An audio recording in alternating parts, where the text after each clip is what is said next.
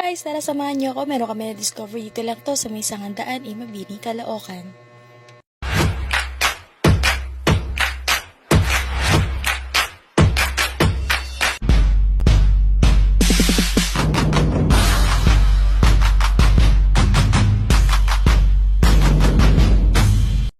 Tara at samahan niyo ako kung ano yung meron dito sa Baba Chicken. So pagpasok niyo pa lang guys, ramdam niyo na agad na sobrang cozy ng vibes. At syempre pagpasok mo, meron kayong makikitang wall display. Ito yung mga K-pop artists. And syempre hindi nyo makita itong 90s arcade video games natin. Mga batang 90s dyan.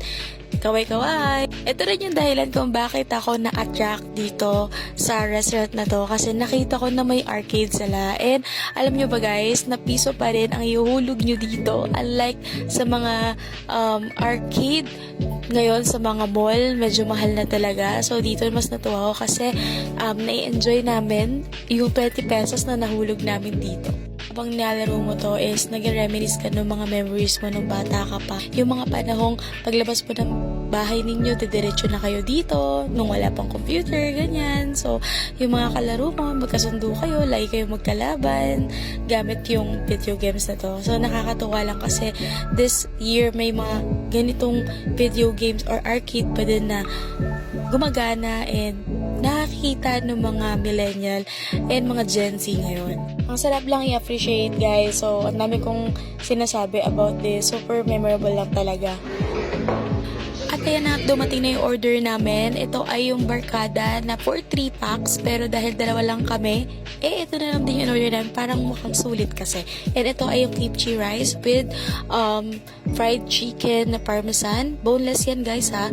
And of course, ito yung mga menu nila. Pwede nyo i-stop para mas makita nyo. And pwede nyo rin i-check yung kanilang Facebook page and TikTok account for more details. Super mura lang yung nabili namin. It's 479 pesos. Good for 3 packs na yun, guys. So, meron na rin yung iced tea. At syempre naman, big servings naman din yung kanilang ino-offer dito sa kanilang bundle. Huwag kayong maglala dahil very affordable yung in-offer nila sa kanilang menu. Mukha lang siyang social, guys, pero pasok na pasok sa budget natin. Kagandahan din dito is habang naghihintay kayo, pwede kayong mag-arcade at the same time mag-board games, ganyan. May mga games silang nakaantabi dyan habang naghihintay kayo ng inyong order.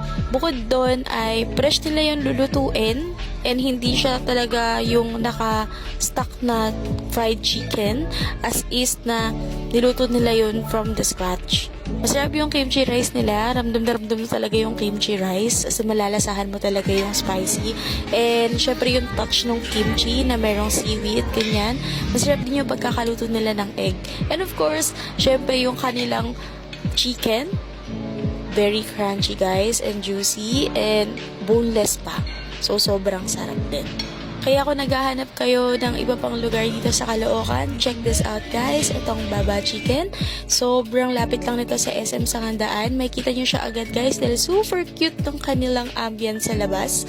Ayan, at meron silang time 11 AM to 10 PM. Open din sila sa Food Panda guys. And kaya din pala nila mag-accommodate ng 25 packs if meron kayong event. O, diba? And of course, pwede rin kayo mag-request ng mga gusto ninyo. Basta i-message nyo lang sila sa kanilang Facebook page or TikTok account. So, yun lang guys. Hope you like this video. Thank you to follow me guys. Love you. Mwah.